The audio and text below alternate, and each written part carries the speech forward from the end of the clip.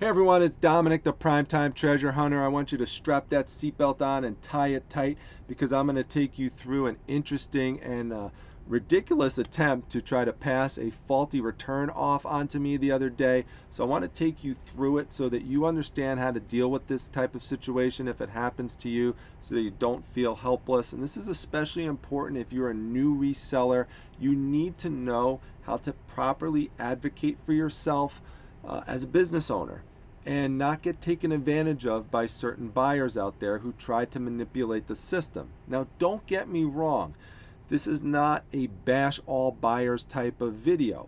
There are times as sellers when we make mistakes. And when that happens, we have to own up to those mistakes and do what we can to try to rectify the situation and provide the best possible service that we can. That means taking returns and issuing a refund if there's something that we did that's our fault. And I've done that several times. It's important to try to keep your reputation up and keep your reputation solid and try to keep that 100% positive feedback or as close to it as you can, because that helps establish credibility for you if you do have to go advocate for yourself. If you don't have a good reputation as a seller and you're, causing all sorts of problems for your buyers, then when you call eBay because you legitimately have a problem, they're not going to be so inclined to help you. So remember that as we go into this example. In business, reputation is so important. It's really everything. So let's jump into the case so I could show you exactly what happened. I'll take you through it from beginning to end. And if there's any questions at the end of this, feel free to drop them down in the comment section. And as usual, I will try to answer those for you. But let's jump into this here. And you're going to see that this is two comic books. I'm going to stop right there because if you're not interested in comic books or you don't sell them, don't worry about that. It doesn't matter. This is just an example to show you what happened the other day. You could replace these comic books with whatever it is that you sell. If you sell clothes, then use clothes. If you sell DVDs, use DVDs. If you sell toys or records, then use those as the example. The point is that whatever two items that you have that you would sell together, or it could even be one, just imagine that they're in like new condition, because in comic book terms, that's really what near mint means. It means they're like new. Doesn't mean that they're perfect, doesn't mean there's literally no flaws whatsoever. It does allow for a few minor little flaws here and there, but that's essentially what it means. And if you look at these books right here, they are really in great shape. There's no bends in them. There's really no significant damage whatsoever. You look at the spines here. The spines are nice and tight. There's no creases in the spines. They're nice and sharp corners. The backs are pretty nice too. Now these are thicker than your average size comic book because these are called trade paperbacks. To show you an example of what I'm talking about here, this would be a trade paperback right here, and this would be your average size comic book, which you could see is pretty thin.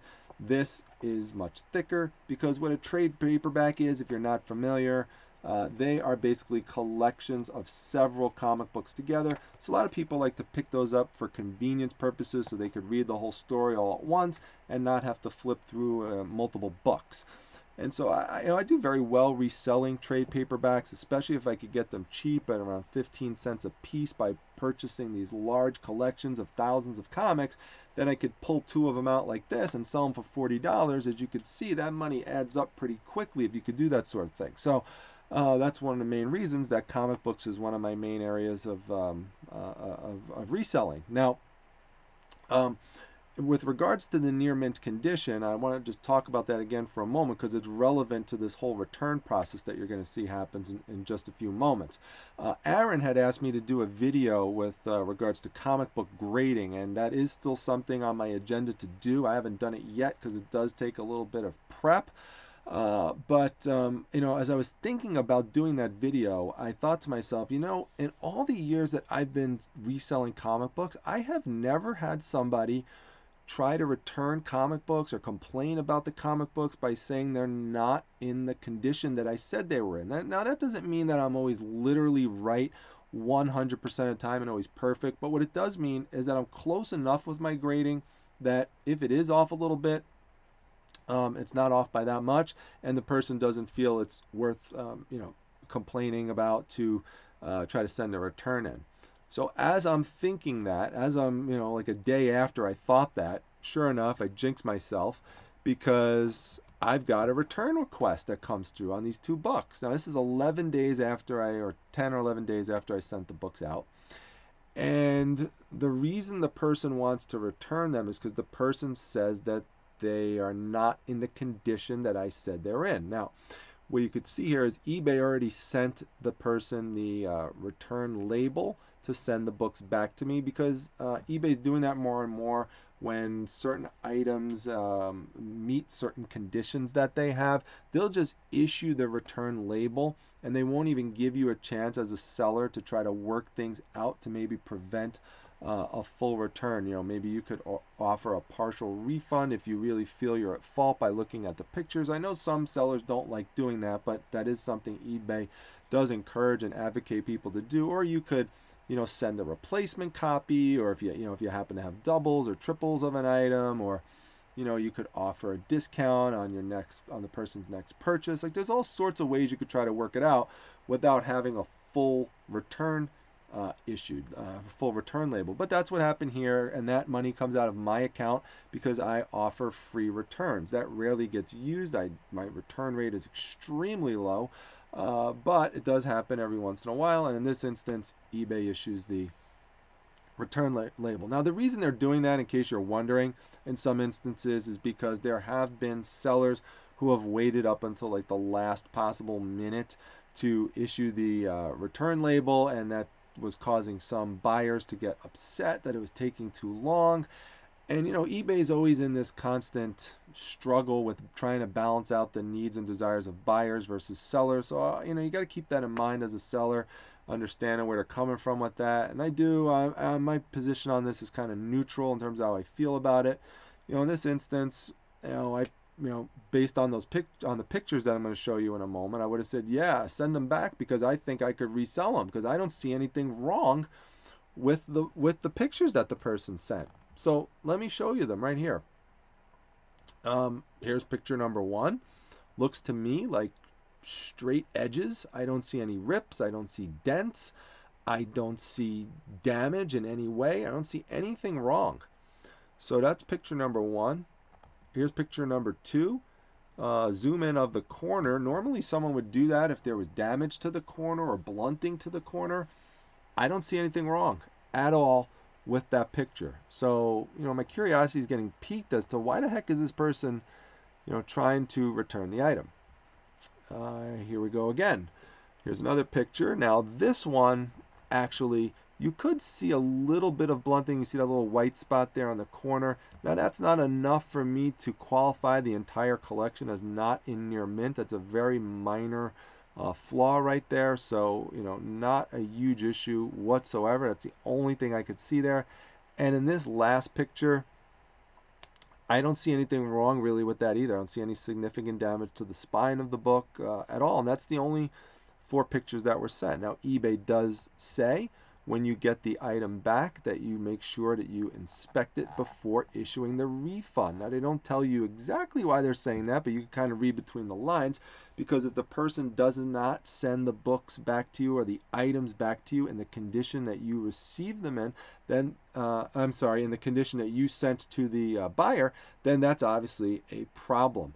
So if that happens, you need to call eBay right away and advocate for yourself. Now, before you do that, though, you need to make sure that you videotape yourself opening the package when it comes in.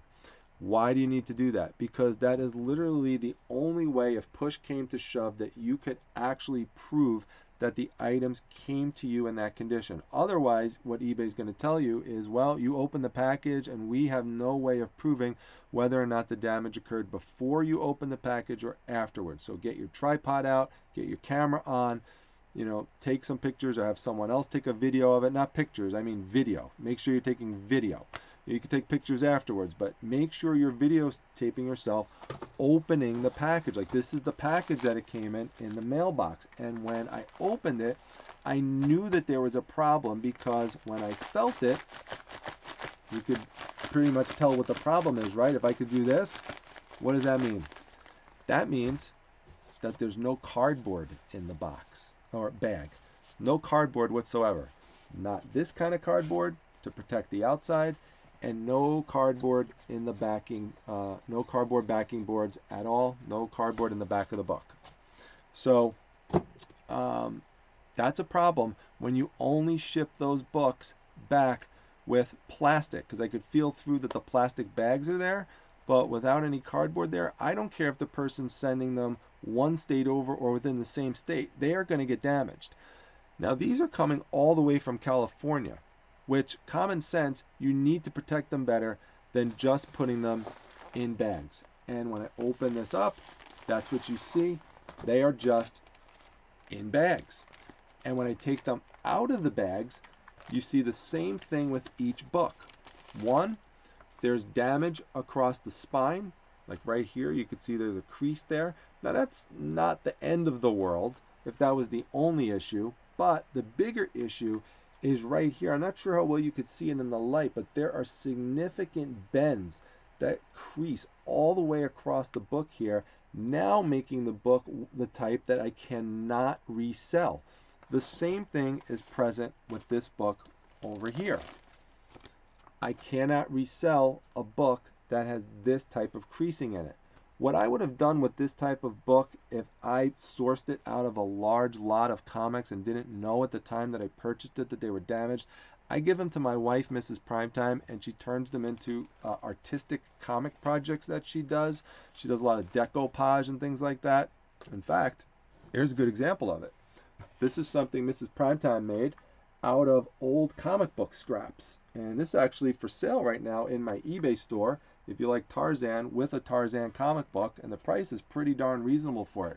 So if you want to own a piece of Mrs. Primetime's art, this is a chance right there to get it. It's right there. It's pretty cheap. I think I've got it for like $19.99 plus with a vintage comic book if you're interested. So check out the link to my eBay store. That's in the description section. I promise that was not planned for me to do that plug, but I just saw it sitting right there when I was talking about this. So anyway, so this is a problem, and the reason why I know, by the way, that those books obviously were not in that condition when I sent them out is I have a multi-step process that I use to when I'm sourcing my items, so that I make sure that they're not only mostly in excellent condition when I source them originally, but also when I process it for the listings. I look through them pretty carefully, and if there's any flaws, I make sure that I detail those and describe them. So if there were bends like this, like I said, I never would have even put them up for sale, but let's just say hypothetically that I was going to put them up for sale, I would say that there are creases going across the book. I wouldn't just put it out like that and lie and say that they're in near mint condition. So what happens is I videotape this whole entire process, and I call eBay, I speak to their representative, and as sometimes happens once in a while, there's a little bit of a communication barrier with the person I was speaking with. It wasn't understanding what I was saying too well, and so wound up just getting it passed up to a supervisor. And so that's another part of advocacy with eBay. If you're not getting where you need to with the rep, you need to ask for a supervisor. Now, if you've been going through something for a while and you have to call back, ask for the supervisor right off the bat. But you're going to have to start off with the rep usually, and if it's the very, very first time you're calling, so the case just gets established. And when I talk to the supervisor, one of the things I emphasized was my reputation. I have 100% positive feedback. I've been selling comic books forever on eBay. I've never had an issue. You could check into it. No one's ever complained about the comic book grades. I, have videos on how to ship these comic books out. They're supposed to come with cardboard around them, all this stuff. And the person was very receptive and understanding to that, the eBay supervisor, and said, absolutely. You know what, Dominic? I don't even need you to send me the video. I believe you just on your reputation alone. And that's why I brought that up recently. Reputation is so important. That's why I was talking about that earlier. Now, I did do a prior video where I talked about the importance of making that videotape in case of in a situation where you get a return and you're processing it and just trying to make sure you document that everything's okay with it. And someone had mentioned, well, I don't understand why you would videotape it because there's no place within eBay to upload the video to them. And that is true in one sense, that if you're just going through the standard return process, that's right, you cannot upload the video. But if the dollar amount is significant enough, or if the case is contentious enough, eBay will send you a link where you can then upload videos and other types of pictures and documents so that they could review them. Or if you have a YouTube channel, then you could post the video there, and you could direct the eBay representative over to your YouTube channel, I should say, and they could look at your video there and see see exactly what happened. So there are ways to get that video over to the rep. But like I said, if your reputation is good enough, you may very well not need it. So what the rep, or I should say, by this point, the supervisor told me to do is, you see there, the total was $40, is to issue a refund for half the value, so a 50% refund. So I did that, and you might be wondering, well, why the heck did you do that? Why just 50% and you lose the other 50? Well, no, because what the supervisor told me is that they were going to give me a voucher credit for the other 50%, plus reimburse me for the shipping label that had to get generated to send the item back to me. So I would wind up losing no money in this scenario. So I said, fine, I'll go ahead and do that. From the buyer's perspective, they're just getting a 50% refund. Now, I put in the note section why that was, and said, you sent me back the comic books with no cardboard backing board. You did not send them with any cardboard on the outside, so you left me with books that were severely damaged that I could not resell. Now here's the funniest part of the whole video, is what the buyer does next. The buyer then opens a case against me and complains that they only got a 50% refund. And the best part of the case is this statement right here that I'm going to read to you. A certain part of it that's pretty hilarious in an ironic way.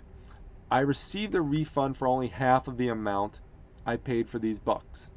I have not seen pictures of the damage, but am not responsible for what the post office does. I would like a full refund. Now let me repeat that again, this one part. I'm not responsible for what the post office does. Just think about that for a second.